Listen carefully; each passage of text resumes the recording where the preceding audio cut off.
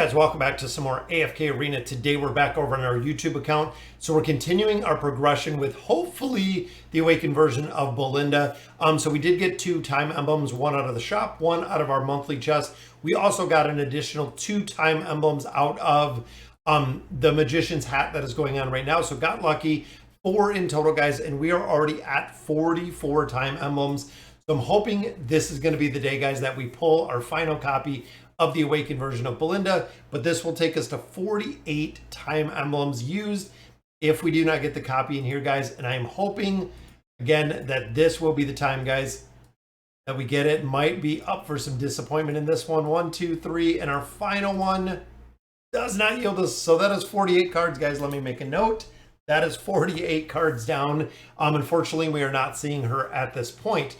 But in today's video, we're going to be looking at a tier list, guys. So I'm actually going to break down all of the factions, all of the heroes, including the new ones. And I'm going to go ahead. I hopped over onto Tier Maker, got the list ready, guys. Let's go ahead and check this puppy out.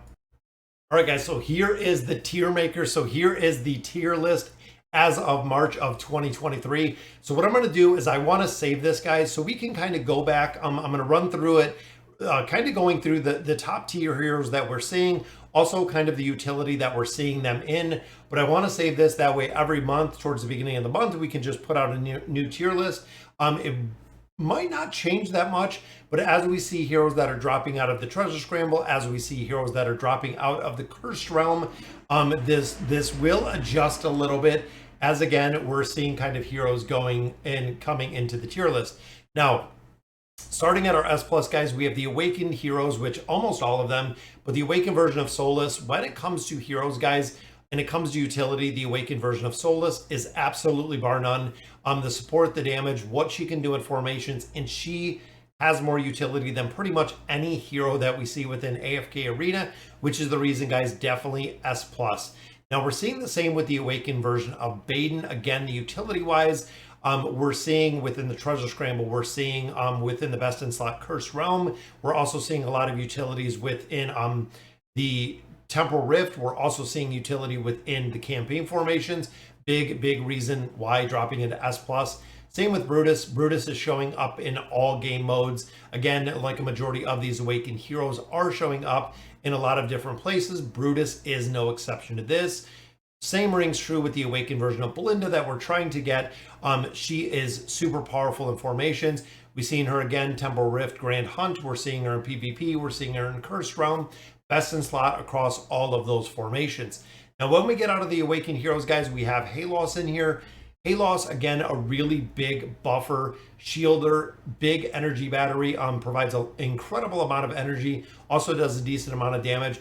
Again, a lot of game modes that he is being, has a lot of utility in that we're seeing him be used, which is the same, still ringing true, guys, to my boy right here, Grez. Grez still possesses an incredible amount of utility in AFK Arena. Run through pretty much every single game mode. You will find him in a formation somewhere. Dropping out a little bit within the treasure scramble PvP aspect just because we've been getting so many other heroes. But when it comes to the core hero, when it comes to a lot of formations, he is still present in very a majority of them. With that being said, guys, Scarlet was actually in this S+. We moved her down to S, and the reason for that is a lot of places where Scarlet was actually being utilized is now being replaced by that awakened version of Belinda as more players continue to get that hero. We are seeing, again, a lot more utility that is coming out of Belinda, where Scarlet's still viable in an incredible amount of game modes, but we are starting to see them either run together or awakened version of Belinda is actually being in some formations where Scarlet is now being dropped out. So as we move down to our S tier here, guys, we have our first dimensional hero, which is Joan of Arc. Guys, again, when it comes to utility, when it comes to the viability, Joan of Arc is running the dimensional formations. Pretty much all the dimensional formations are running Joan of Arc, but she is also present in a lot of formations that are outside of just the dimensional formations. Does incredibly well in every single game mode in AFK Arena. Has a lot of utility across a lot of them. Of course, she is a healer, she is a buffer. She does a lot within damage, also does have a decent amount of survivability. And while that rings true, guys, Lucretia is still holding on. Lucretia is still in Cursed Realm comps. Lucretia is still in Treasure Scramble. I'm still seeing a lot of viability, of course, within the campaign. Early game literally will dominate the entire game, even going into two groups. She will be one of the two groups. She runs the Hypogean Tower, and all of these heroes, the top tier heroes running through the tower, guys, absolutely dominates the tower and those aspects. Again, still has a lot of utility, which can be true with Mortis as well. Now, Mortis has begun to lose a little bit of his footing, which almost takes him down to kind of that S minus place, just for the simple fact, guys, that we're still seeing him with quite a bit of utility, but his utility is fading.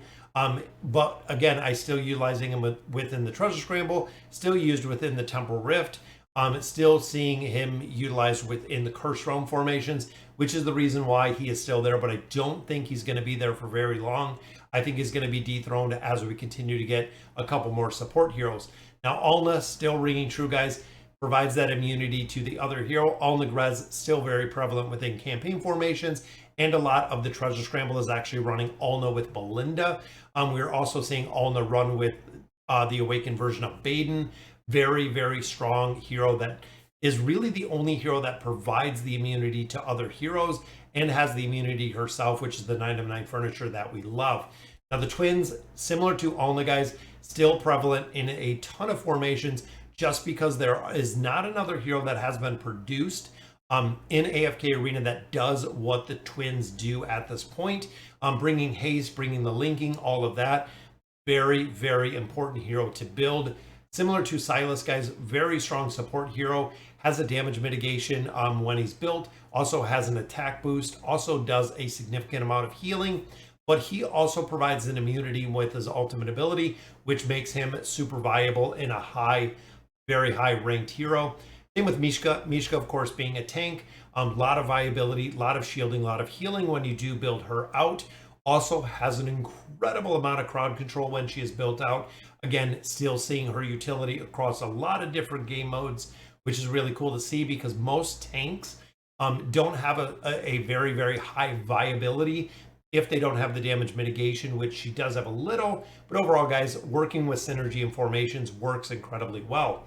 Now, Neve has really shown as a healer, also a buffer and a debuffer, but also when it comes to entities, so when it comes to the Awakened version of Solus, when it comes to Baden, when it comes to her with her plus 16 engraving, she provides an incredible amount of buffs to the summoner of the entities, which a couple heroes in here do have entities, which works again incredibly well.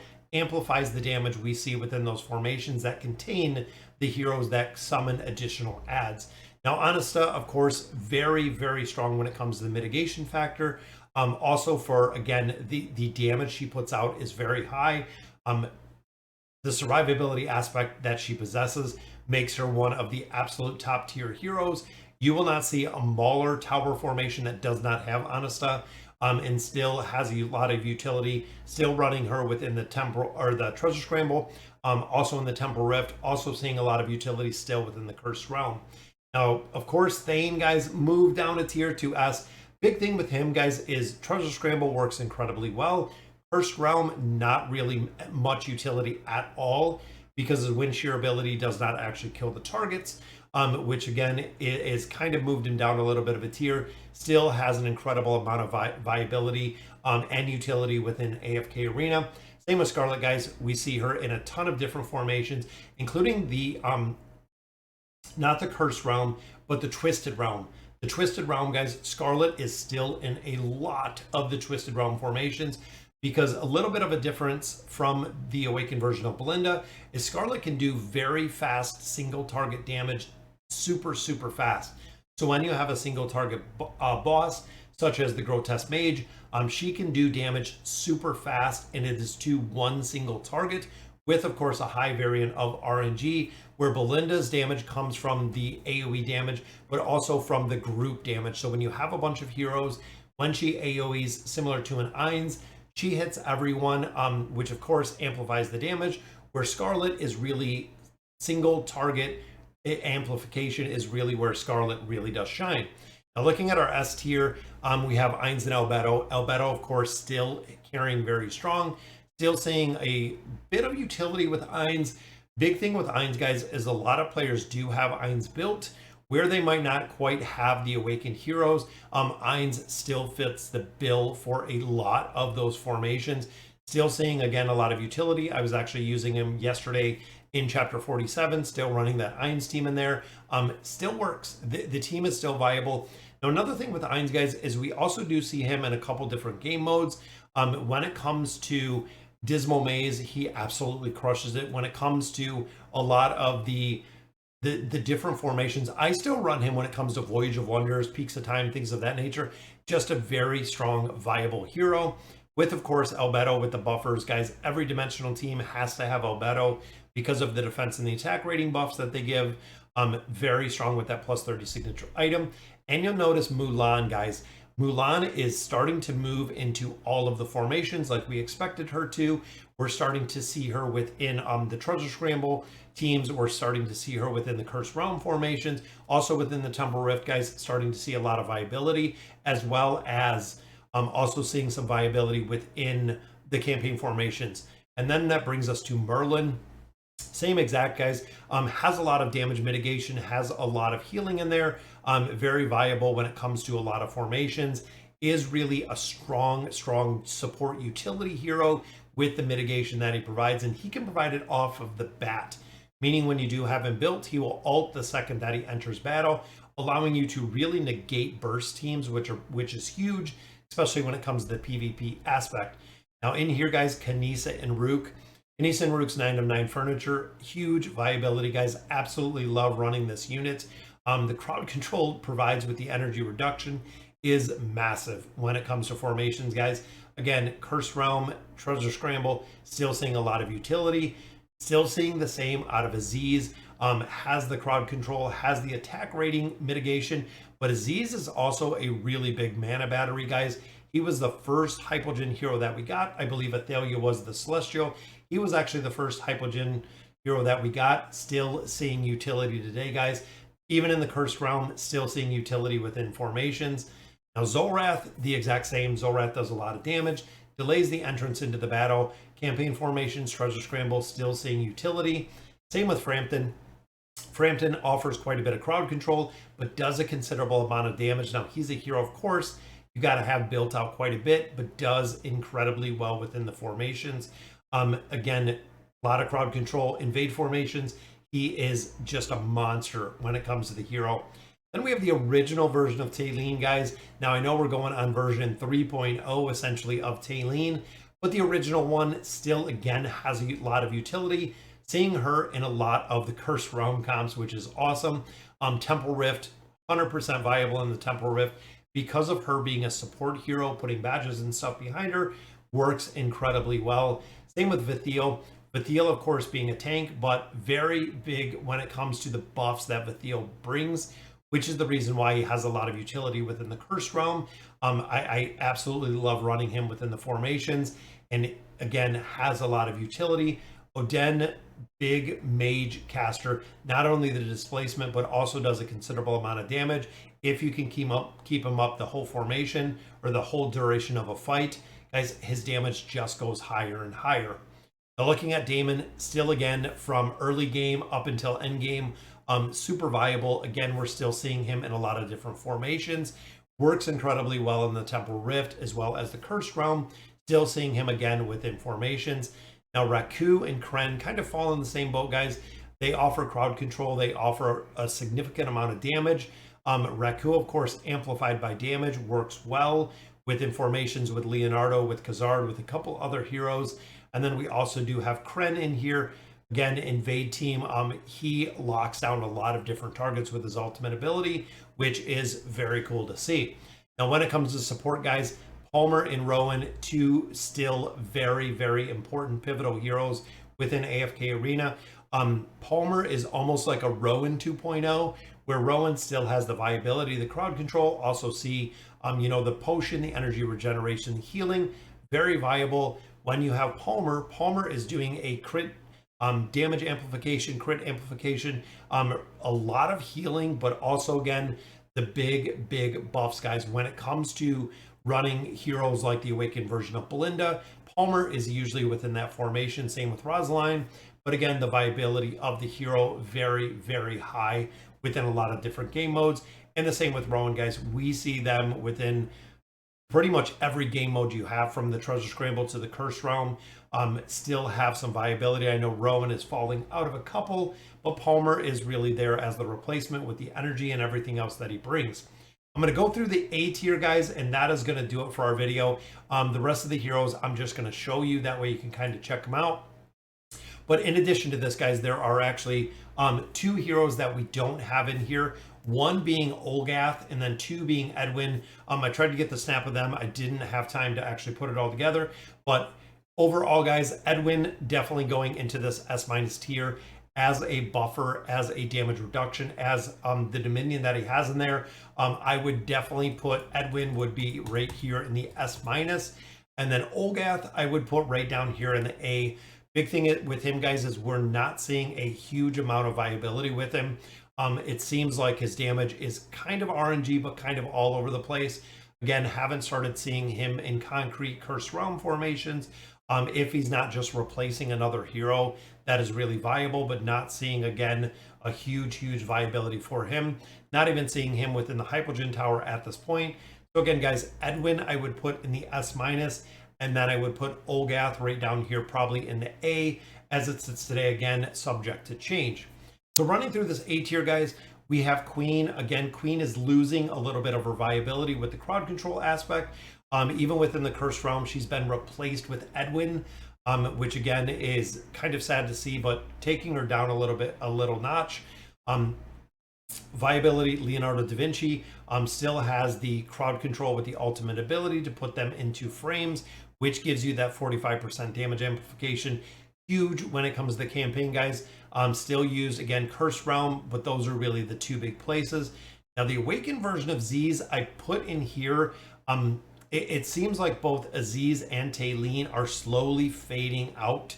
I'm starting to see a little bit more utility with the Awakened version of Aziz within some different game modes, including the campaign, including the Hypogean Tower, but slowly fading out, which is the same when you look at the Awakened version of Taylene. It is kind of the same. Seeing some utility within the tower, but outside of the tower, maybe within the Temporal Rift, we're seeing, again, a little bit of utility. But overall, it seems both of the Awakened versions of these heroes, the utility is starting to come down. Same with Athalia. Athalia, it seems like the viability, again, starting to get a little bit lower as we introduce more heroes. Still viable within the Treasure Scramble. Not seeing her anymore within the Curse Realm at all.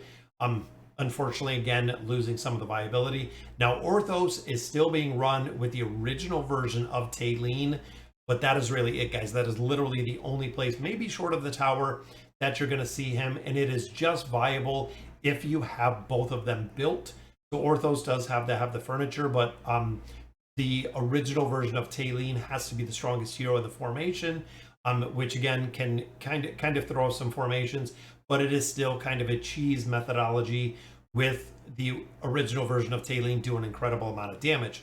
Now, when we continue through here, guys, Pharrell, again, a lot of crowd control. Same with Kayleen, a lot of crowd control. Hodgkin, a lot of crowd control buffing. Again, seeing a little bit of viability for them, but again, we're starting to get into this A tier where a lot of them are seeing a lot more of the campaign tower usage, but less of the other game modes. We're not seeing him in the Twisted Realm and the Curse Realm or the Treasure Scramble really that much at all. With all of these, even Desira, again, Desira has started falling out of formations, not seeing a lot of utility for her outside of the towers. And then, of course, we have Tamaris, guys. Now, Tamaris, I'm kind of on the fence between the A and the S- because he, and yes, it is a he, is starting to show up in a lot of formations, starting to see the Cursed Realm formations, starting to see the Treasure Scramble. So I'm going to actually move him up to the S- again, just because we're starting to see a lot more utility as players continue to get him built, which is, again, very good to see. Now, looking in here, guys, Leica we have in here. We have a star in here. Leica, of course, with the Awe ability. Again, not a huge viability outside of campaign formations, outside of tower formations, not a ton of viability. Where Peanut, we do see quite a bit more.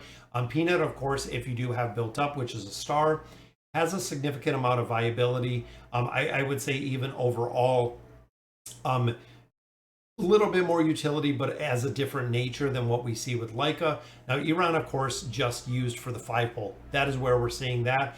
Same with Scrag. Scrag, of course, being a tank, just used for the invade formations. Skarath, it is literally the 5-pole with Iran. That is put together, but again, outside of that formation, not any utility anymore. Now, Salakai does seem to have a couple places within the Cursed Realm that we're seeing him. I haven't seen him in the Treasure Scramble as of right now, but overall, guys, not a huge hero short of the tower, but he is support. I know a lot of players have been running Salakai within the Temple Rift and having amazing success with the hero, which is the reason why I did put him a little bit higher. And then we do have Rain in here and Rosaline. Rosaline, of course, following the Awakened version of Belinda or following Scarlet are the two real viabilities when it comes to Rosaline. And then Rain still has a lot of viability, guys, because of the damage amplification that she provides. That is the reason why we're still seeing her in a lot of Cursed Realm comps, especially being able to amplify the damage of a hero like Belinda, just because we don't have that many heroes that fall kind of within that realm. We are still seeing a lot of utility with her. Now, when we start coming down here a little bit further, I know, again, guys, I'm not going to go through all of these, but a lot of these heroes used to have a ton of utility, and now we're starting to see it kind of less and less. Even like Arthur, we're not seeing Ezio really Treasure Scramble. Even Yennefer Treasure Scramble, not really much out of there. Geralt, we're seeing within the Temple Rift, which is doing well, but a lot of these, again, when I go down the line, when I think of Cursed Realm, when I think of Treasure Scramble, even Tarnos is huge in there, guys, does incredibly well. But Isolde, Treznar, a lot of them, when you look at the best in slot teams, a majority of the heroes that are falling really in this B tier, and I'll even lower it down a little bit, down to the C tier, even the D tier. A majority of these heroes, we are now seeing a lot of viability when it comes to the tower. In the tower progression, when you start getting into 2 teams, when you start getting into 3 teams. But again, these are heroes that used to be very prevalent within the Cursed Realm, have since fallen out, were prevalent when we started our Treasure Scramble, again, have kind of started falling out a little bit more, but they have their own utility in different places. Most of them are campaign or tower progression. Even looking like Orin does incredibly well. I know some players run him in the Treasure Scramble, but Wilder Tower, absolutely. Same with a lot of all these heroes. Even Entendre, guys, was run within the Grand Hunt that we've seen as of recently. But again, not seeing a huge viability outside of there. Even Warwick with his bone breaking ability or back breaking, again, starting to see a little bit of less viability. And then the same with Estrilda, guys. As much as I love Estrilda, a lot of formations have either replaced with Vithiel as they had him built, because again, it kind of has the better buffer. And then as we start seeing more heroes, more viability, a lot of these are starting to get kind of out. Then we go all the way down to the E tier, guys, which of course, these are the heroes that nobody really uses.